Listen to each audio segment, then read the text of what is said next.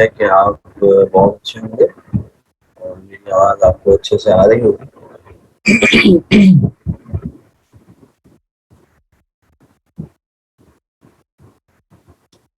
آپ کو اگر میری آواز آ رہی ہے تو آپ مجھے بتائیں کہ آپ کو میری آواز آ رہی ہے تاکہ ہم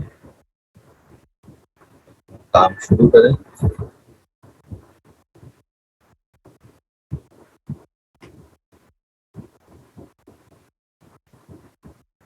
اوکے.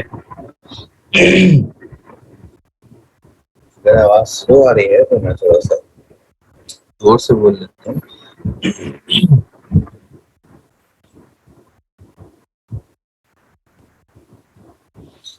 پچھلے ہی جو ہماری کلاس تھی اس میں ہم نے نہرو رپورٹ کے بارے میں پڑھا تھا. اور موتی لال نہرو صاحب نے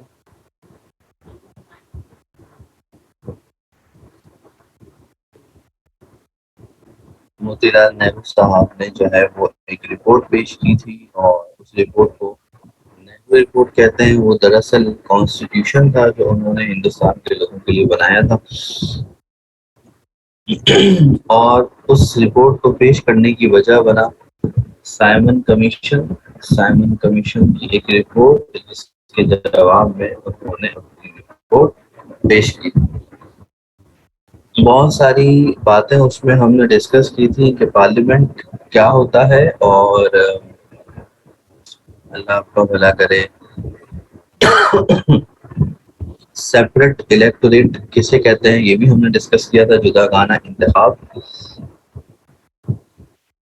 اور آپ کو یہ بھی ہم نے بتایا تھا کہ نہرو رپورٹ کے جواب میں قائد اعظم محمد علی جناح صاحب نے اپنی ایک رپورٹ پیش کی تھی جس کو قائد اعظم کے 14 نکات یا جناح's 14 پوائنٹس کہا جاتا ہے, جو کہ آپ کلاس 8-9 سے پڑھتے ہوئے آ رہے ہیں. دو تین باتیں پڑھنی ہیں. قائد اعظم کے 14 نکات پہ جانے سے پہلے دو تین چیزیں سمجھنی ہیں آپ کو.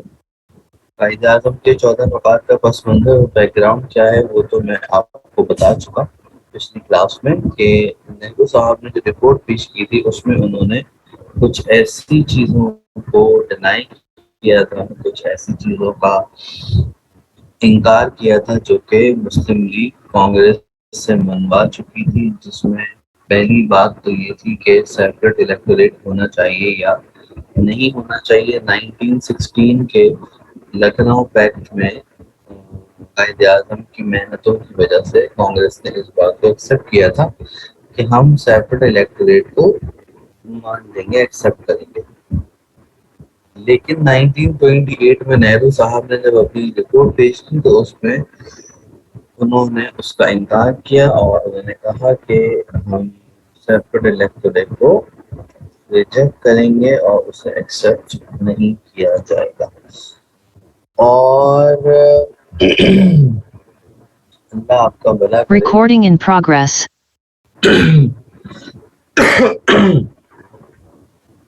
دوسری چیز جس کا انہوں نے انکار کیا وہ مسلمانوں کی 1/3 ریپرزنٹیشن تھی. قائد اعظم نے مسلم لیگ کے پلیٹ فارم سے کانگریس سے یہ بات منوائی تھی 1916 کے لکھنؤ پیکٹ میں کہ مسلمانوں کو 1/3 نمائندگی اور ریپرزنٹیشن دی جائے گی. لیکن نہرو صاحب نے اس کا بھی یہاں پر آ کر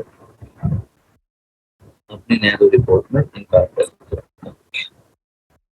تو جناب علی یہ ہے تھوڑا سا پس منظر قائد اعظم کے 14 نکات کا. جب ان تمام باتوں کو قائد نے محسوس کیا تو انہیں لگا کہ کوئی ایسی رپورٹ بنائی ہے جس میں کسی کا حق نہ مارا جا رہا ہو, اور انہوں نے پھر اپنے طور پر ایک رپورٹ بنائی اور اس کا نام تھا 14 پوائنٹس آف محمد علی جناح صاحب.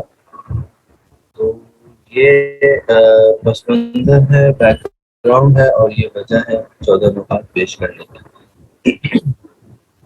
آپ کو میں نے بتایا تھا کہ پارلیمنٹ جو ہوتا ہے وہ چار چیزوں پر مشتمل ہوتا ہے: local assembly plus national assembly plus senate اور پلس پریزیڈنٹ آف ریپبلک. یہ چار چیزیں ملتی ہیں تو لیجسلیچر یا پارلیمنٹ بنتا ہے.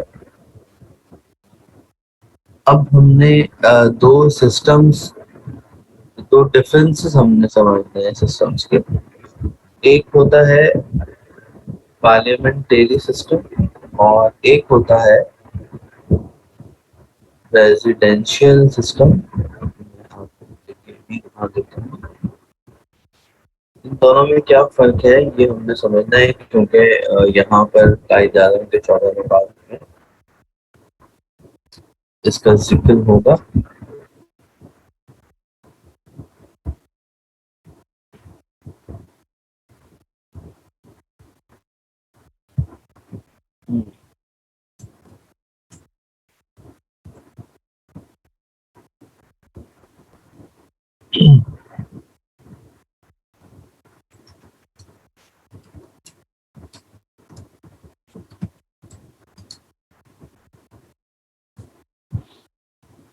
جناب عالی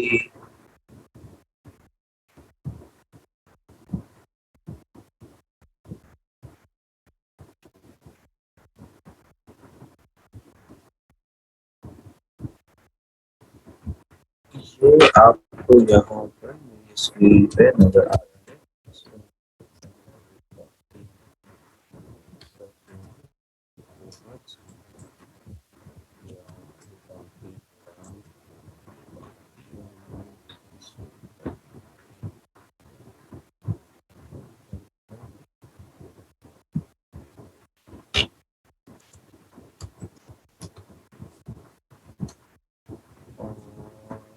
دوسرا ہے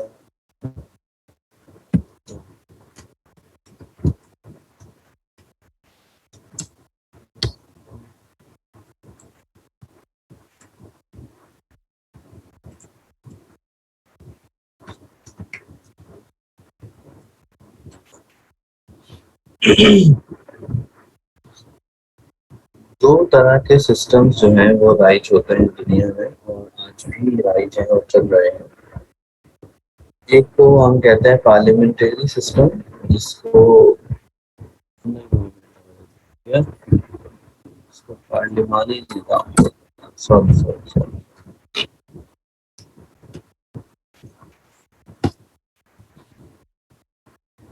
پارلیمنٹری سسٹم اور پریزیڈینشیل سسٹم کے اندر جو فرق ہے، جو ڈفرینسز ہیں، وہ چھوٹے چھوٹے بہت سارے ڈفرینسز ہیں. لیکن جو سب سے بڑا ڈفرینس ہے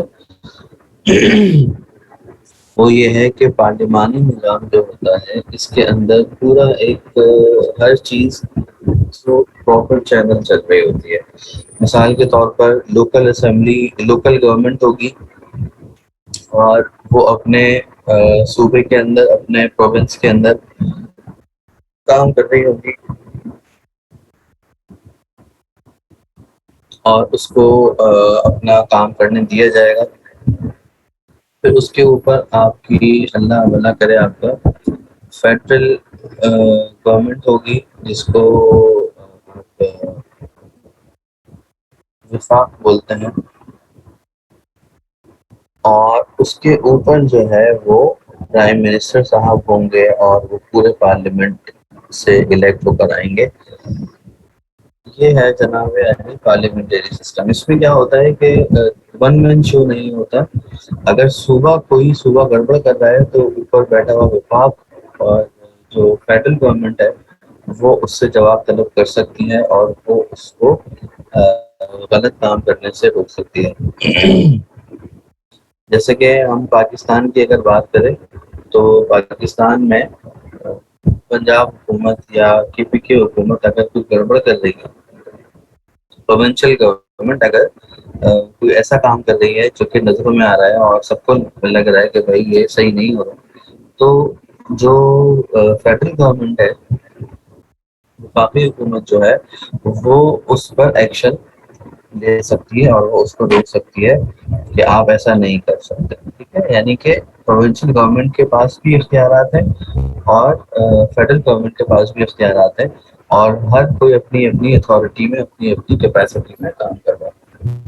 صدارتی نظام جو ہوتا ہے پریزیڈینشیل سسٹم جو ہوتا ہے اس میں صدر صاحب جو ہوتے ہیں پریزیڈنٹ وہ ون مین شو ہوتے ہیں اور ان کی ہی کہانی چل رہی ہوتی ہے. اور صوبوں کو کھلی آزادی ہوتی ہے. فیڈرل گورنمنٹ صوبوں کے معاملات میں دخل اندازی نہیں کر سکتی. جو صوبہ اپنی حکومت میں اپنی حدود میں رہتے ہوئے جو مرضی چاہے کر سکتا ہے. ٹھیک ہے. پارلیمنٹری سسٹم کا جو چیف ہوتا ہے یا ہیڈ ہوتا ہے وہ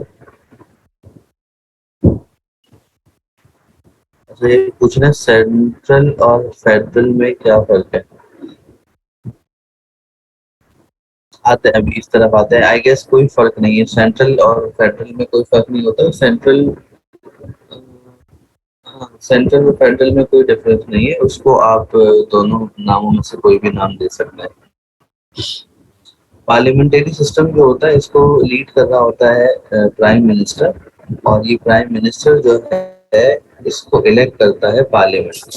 ٹھیک ہے. میں نے آپ کو پچھلی کلاس میں بہت ڈیٹیل میں بتایا تھا کہ الیکشن جب ہوتے ہیں تو پروونشل گورنمنٹ کے لیے بھی لوگ الیکٹ کیے جاتے ہیں اور نیشنل اسمبلی کے لیے فیڈرل گورنمنٹ کے لیے بھی لوگ الیکٹ کیے جاتے ہیں.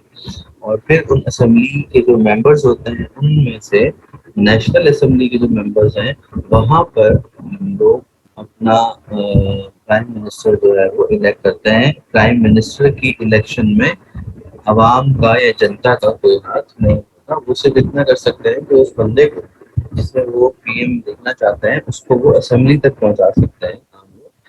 لیکن وہ پی ایم بنے گا یا نہیں بنے گا اس کا فیصلہ جو ہے وہ پارلیمنٹیرینز جو ہوتے ہیں وہی کرتے ہیں. عوام نہیں کرتی. جبکہ صدر کا فیصلہ جو ہے وہ عوام کرتی ہے. پریزیڈینشیل سسٹم کے اندر جو صدر بنتا ہے جو پریزیڈنٹ بنتا ہے اس کا فیصلہ الیکشن میں ہوتا ہے اور عوام ہی اس کا فیصلہ کرتی ہے کہ بھائی صدر کس کو چاہیے. پرائم منسٹر جو ہوتا ہے پارلیمنٹری سسٹم کے اندر پرائم منسٹر جو ہوتا ہے وہ اسمبلی کو ڈسالو کر سکتا ہے اور اسمبلی کو ختم کر سکتا ہے. جبکہ پریزیڈینشیل سسٹم کے اندر جو پریزیڈنٹ ہوتا ہے وہ اسمبلی کو ڈسالو نہیں کر سکتا اور نہ ہی اسمبلی اتنی آسانی سے اس پریزیڈنٹ کو چینج کر سکتی ہے. تو تمام باتوں کا نچوڑ یہ ہے کہ دو جملوں میں اگر ہم بات کریں تو پارلیمنٹری سسٹم کا ہیڈ ہوتا ہے پرائم منسٹر اور پریزیڈینشیل سسٹم کے اندر ملک کو اور پورے سسٹم کو لیڈ کر رہا ہوتا ہے پریزیڈنٹ. اور ریزیڈینشیل سسٹم کے اندر ون مین شو اور کیا کہنا چاہیے کہ ایک آدمی کے فیصلوں کے اوپر پورا ملک چل رہا ہوتا ہے. جبکہ پارلیمنٹری سسٹم کے اندر پورا جو بھی معاملہ ہوگا جو بھی فیصلہ ہوگا وہ پراپر چینل ہوتا ہے. اس کا طریقہ کار ہم نے لاسٹ کلاس میں آپ کو بتایا تھا کہ جو بھی قانون بنے گا یا جو بھی قانون آپ امینڈمنٹ کریں گے چینج کریں گے تو اس کے لیے آپ کو پہلے ریزولوشن لوکل اسمبلیز میں پاس کروانا پڑے گا. بل پاس کروانا پڑے گا. اس کے بعد پھر وہ بل نیشنل اسمبلی میں جائے گا وہاں پہ پاس کروانا پڑے گا. پھر سینٹ میں جائے گا وہاں پہ پاس کروانا پڑے گا اور پھر وہ پریزیڈنٹ کے پاس جائے گا اور ان کی مرضی ہوگی کہ وہ اس کو ایکسپٹ کرتے ہیں یا ٹھیک ہے. تو یہ اس کی جو اگزامپل ہے ہمارے ہاں اس وقت پاکستان میں جو سسٹم چل رہا ہے وہ پارلیمنٹری سسٹم چل رہا ہے. عمران خان جو ہے وہ پرائم منسٹر ہے اور عمران خان کو پرائم منسٹر بنایا ہے پارلیمنٹیرینس نے. ٹھیک ہے. عوام نے ان کو ووٹ دے کر نیشنل اسمبلی تک پہنچا دیا. اس کے بعد عوام کا کام ہو گیا. پریزیڈینشیل سسٹم کی جو ہماری ماضی قریب میں مثال ملتی ہے وہ جنرل پرویز مشرف صاحب کا دور تھا جو کہ 2000 یا 2001 سے اسٹارٹ ہوا تھا اور 7 تک آئی گیس چلا جس کے اندر ملک کے چیف ایگزیکٹو اور ملک کے جو پریزیڈنٹ تھے وہ جنرل پرویز مشرف صاحب تھے. اور ہمارے پاکستان میں جو سسٹم چل رہا تھا وہ ریزیڈینشیل سسٹم تھا. ٹھیک ہے. تو امید کرتا ہوں کہ یہ پوائنٹ آپ کی سمجھ میں آ گیا ہوگا.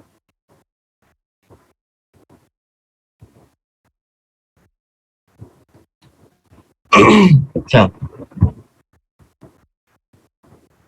اب اس کے بعد ایک چیز اور سمجھنی ہے. یہ میں نے پکچر میں ڈاؤن لوڈ کی ہے, میں آپ کو دکھا دیتا ہوں. ریزیڈینشیل سسٹم اور پارلیمنٹری سسٹم تو آپ کی سمجھ میں آ گیا. ایک چیز اور ہے, federal system versus unitary system. وفاقی طرز حکومت اور وحدانی طرز حکومت. یہ میں پہلے آپ کو لکھ کے دکھا دوں, پھر اس چارٹ کی طرف آتے ہیں. جو اردو میں پیپر دیتے ہیں خاص طور پر ان کا مسئلہ ہوتا ہے.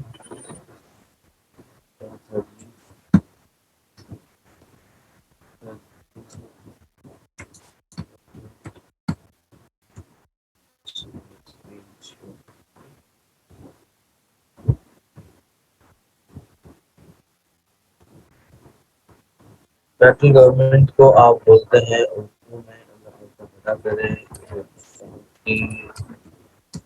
حکومت, اس کے اگینسٹ میں آئے گا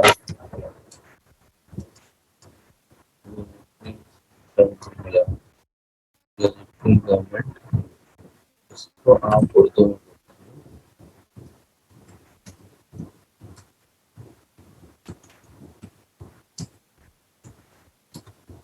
وحدانی طرز حکومت یا وحدانی نظام, جو بھی آپ کی سمجھ میں آئے.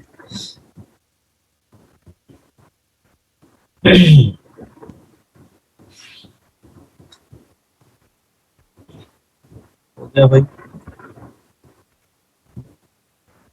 اب ان دونوں کا جو ڈفرینس ہے وہ میں آپ کو بتا دوں. ان کے نام سے ہی واضح ہے کہ فیڈرل سسٹم جو ہے اس میں جو حکومت ہے وہ فیڈرل گورنمنٹ ہی اس کو لیڈ کر رہی ہے. ٹھیک ہے. پاور جو ہے وہ لوکل اور فیڈرل گورنمنٹ کے درمیان میں ڈیوائڈیڈ ہوگی. یعنی کہ نہ تو فیڈرل گورنمنٹ کو مکمل اختیار حاصل ہوگا اور نہ ہی آپ کا بڑا کرے لوکل گورنمنٹ کو, پروونشل گورنمنٹ کو ٹوٹل اتھارٹی حاصل ہوتی. جبکہ یونٹری سسٹم کے اندر جو سینٹرل گورنمنٹ ہوتی ہے, جو فیڈرل گورنمنٹ ہوتی ہے, اس کو ہی سارے ڈسیزن لینے کا اختیار ہوتا ہے. ٹھیک ہے. اچھا. نمبر 2, جو سینٹر ہے, جو آپ کا فیڈرل گورنمنٹ ہے, وہ لوکل گورنمنٹ کے معاملات میں بالکل بھی انٹرفیئر نہیں کرے گی. جبکہ یونٹری سسٹم میں آپ دیکھنے لکھ رہا ہے only one government even in case of local government its power is courtesy of centre.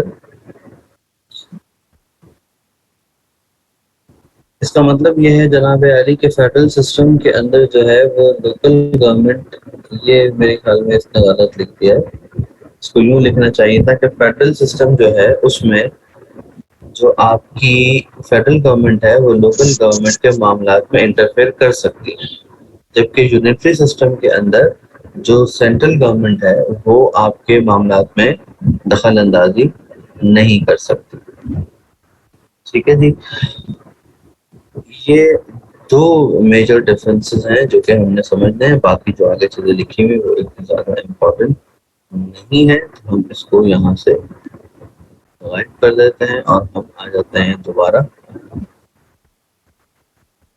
Quaid Azam محمد علی جناح کی طرف.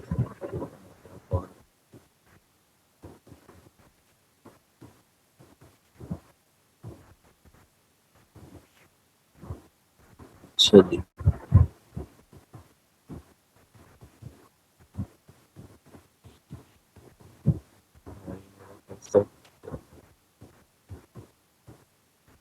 یہ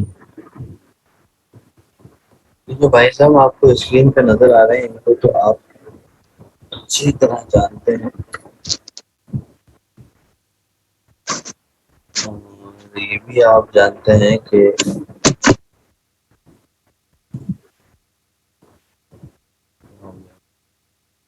جناب بھائی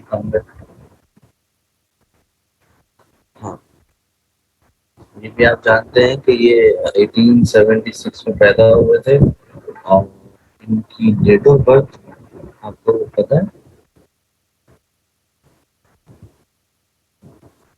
ڈیٹ آف برتھ چلے میں آپ کو بتا دیتا ہوں، 25 دسمبر 1876 کو یہ پیدا ہوئے تھے اور ان کا انتقال ہوا تھا 11 سپٹمبر 1948، اور 1929 میں انہوں نے اپنے لیے 14 نکات پیش کیے۔ ان کی حیثیت کیا ہے؟ ایک مسلم پولیٹیشین تھے اور ایک بہت ہی بڑے لائر اور بیرسٹر تھے، ٹھیک ہے جی۔ ٹائم قائد اعظم محمد علی جناح کے جو 14 نکات ہیں، باری باری ان کو دیکھ لیں، آپ بچپن سے پڑھتے ہوئے آ رہے ہیں، اور چیزیں ایسی ہوں گی جو آپ کے پاس یہ سب سے پہلے انہوں نے کہا کہ جی یونیٹری سسٹم نہیں ہونا چاہیے بلکہ فیڈرل گورنمنٹ ہونی چاہیے۔ فیڈرل گورنمنٹ کا مطلب یہ ہے کہ لوکل جو گورنمنٹس ہیں وہ اپنے طور پہ کام کریں، اور ان کے اوپر ایک ابو بیٹھے ہوئے ہوں جو ان کے کام کو چیک کر رہے ہوں، چیک اینڈ بیلنس ہو، اور کوئی بھی اس میں گڑبڑ نہ کرے۔ دوسرا، بالکل وہی بات جو ابھی ہم نے پڑھی تھی کہ فیڈرل گورنمنٹ کے اندر جو پروونسز ہوتے ہیں، جو لوکل گورنمنٹ ہوتی ہے اس کو مکمل آزادی حاصل ہوتی ہے، تو انہوں نے کہا کہ جی پروونشل اٹانومی حاصل ہونی چاہیے تمام صوبوں کو، اپنے صوبے کے اندر کام کرنے کی مکمل طور پر آزادی ہو۔ ہاں البتہ جہاں پر وہ قابل اعتراض کام کریں گے تو پھر فیڈرل گورنمنٹ جو ہے، سینٹرل گورنمنٹ جو ہے وہ بیچ میں انٹرفیئر ہو سکتی ہے۔ ریپرزنٹیشن آف مائنورٹیز، قائد نے اس بات کو یقینی بنایا تھا کہ جو مائنورٹیز ہیں ان کو بھی اپنی ریپرزنٹیشن کا موقع دیا جائے، اور اگر وہ کسی بھی اسٹیج پر گورنمنٹ کا حصہ بننا چاہتے ہیں، پارلیمنٹ کا حصہ بننا چاہتے ہیں، تو ان کو صرف اس لیے آپ پیچھے نہیں دھکیل سکتے کہ ان کا تعلق مائنورٹی سے ہے، بلکہ جس طریقے سے میجورٹی کو رائٹس ملتے ہیں، ہندوز اور مسلم جو میجورٹی تھی تو ان کو جو حقوق ملتے ہیں وہی حقوق باقی مائنورٹیز کو بھی دیے جانے چاہیے۔ سیپریٹ الیکٹوریٹ کا انکار کیا تھا نہرو نے۔ قائد اعظم نے دوبارہ سے یہاں پر زور دیا کہ سیپریٹ الیکٹوریٹ ہونا چاہیے، آپ کو ایکسیپٹ کرنا پڑے گا۔ 1/3 ریپرزنٹیشن آف مسلمس کا انکار کیا تھا نہرو نے، اور اس کو 1/4 کر دیا تھا۔ قائد اعظم نے دوبارہ اپنی پرانی بات دہرائی کہ ہمیں 1/3 ریپرزنٹیشن چاہیے۔ ٹیریٹوریل ری ڈسٹریبیوشن کا مطلب یہ ہے، اس کو ذرا سمجھ لیجیے گا۔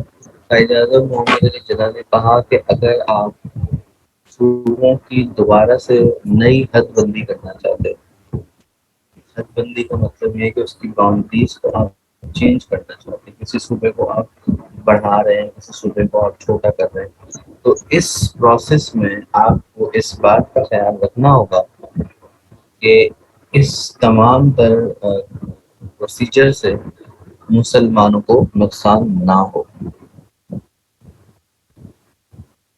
سوال یہ ہے کہ کسی صوبے کی حد بندی کرنے سے یا کسی صوبے کی باؤنڈری کو چینج کرنے سے مسلمانوں کو نقصان کیسے ہو سکتا ہے، یہ ابھی ہم آپ کو دکھائیں گے۔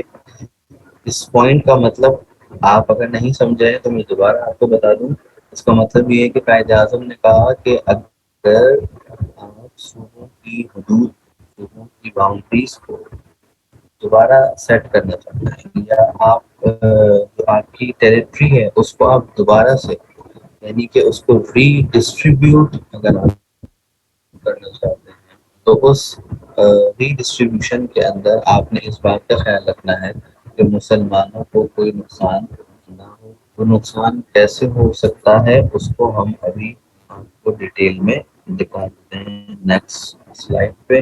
اس سے پہلے یہ سمجھیے ریلیجس لبرٹی کا مطالبہ کیا قائد اعظم محمد علی جناح نے کہ ہندوستان کے اندر جو بھی رہتا ہے اس کو مکمل طور پر اپنی مذہبی آزادی حاصل ہونی چاہیے، چاہے وہ مسلمان ہے، چاہے وہ ہندو ہے، چاہے وہ سکھ ہے، چاہے وہ عیسائی ہے، چاہے وہ انا ہے، چاہے وہ بلا ہے. اس کو اپنے مذہب پر عمل کرنے سے کوئی نہ روکے.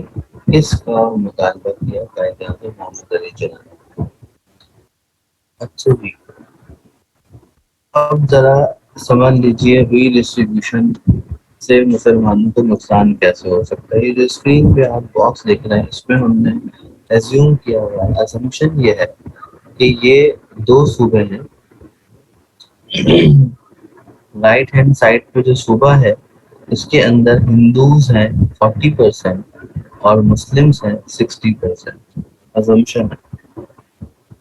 اور اس کے برابر والا جو صوبہ ہے اس میں ہندوز ہیں 90% اور مسلمس ہیں 10%. اچھا، اب کیا ہو رہا ہے کہ جو رائٹ ہینڈ سائڈ والا صوبہ ہے اس میں مسلمانوں کو میجورٹی حاصل ہے اور جو کیا کہنا چاہیے کہ جو کنٹرول ہے صوبے کا وہ مسلمانوں کے ہاتھ میں ہے. ٹھیک ہے. اب آپ نے کیا کیا کہ یہ جو بیچ میں لائن ہے صوبے کی جو باؤنڈری ہے آپ نے اس کو کر دیا چینج اور آپ نے کر دیا یعنی کہ رائٹ ہینڈ والا جو صوبہ تھا اس کو آپ نے بڑا کر دیا اور لیفٹ ہینڈ والا جو صوبہ تھا اس کو آپ نے چھوٹا کر دیا. اس سے مسلمانوں کو ہوا نقصان. کیا نقصان ہوا مسلمانوں کو؟ نقصان یہ ہوا کہ یہاں پر میجورٹی تھی ہندوؤں کی. اب یہ والا جو بیچ کا حصہ ہے اس میں جو ہندو تھے وہ اس والے صوبے میں شامل ہو گئے اور اب جو پاپولیشن ریشو ہے وہ کچھ اس طریقے سے ہو گیا. ہندو 60% ہو گئے اور مسلمان 40% ہو گئے. تو یعنی کہ صوبے کا جو کنٹرول تھا وہ مسلمانوں کے ہاتھ سے نکل کر ہندوؤں کے ہاتھ میں چلا گیا. یہ میری ازمپشن ہے آپ کو بات سمجھانے کے لیے کہ کسی بھی صوبے کی نئی حد بندی بنانے سے صوبوں کی باؤنڈریز کو چینج کرنے سے مسلمانوں کو نقصان کیسے ہو سکتا ہے. اعجاز نے کہا کہ اگر آپ صوبوں کی باؤنڈریز کو سیٹ کرنا چاہتے ہیں اور اس کو دوبارہ سے نیا جو ہے وہ نئی باؤنڈریز دینا چاہتے ہیں تو اس میں آپ نے اس بات کا خیال رکھنا ہے کہ مسلمانوں کو نقصان نہ ہو. ادروائز ہم اس ری ڈسٹریبیوشن کو ایکسیپٹ نہیں کریں گے. یہ پوائنٹ آپ کی سمجھ میں آ گیا ہوگا. 7 پوائنٹ جو ہے وہ آپ نے سمجھ لیے. باقی 7 جو ہے ان کی طرف ہم جائیں گے جب ہم دوبارہ سے اس کو ری جوائن کریں گے. آپ میں سے کوئی صحیح بات بھی اٹینڈنس نوٹ کر لیں اور سینڈ کر دیں.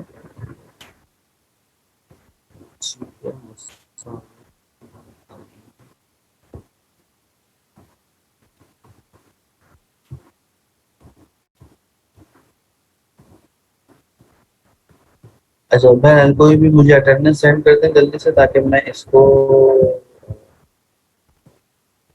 سائن آؤٹ کروں میٹنگ کو ختم کروں دوبارہ سیشن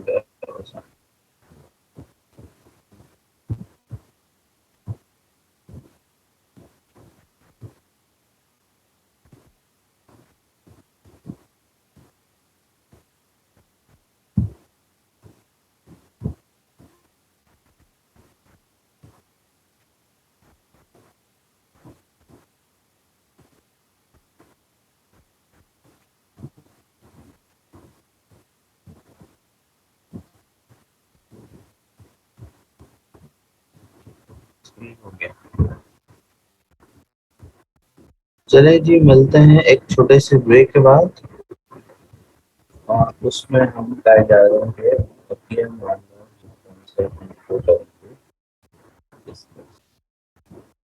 Recording.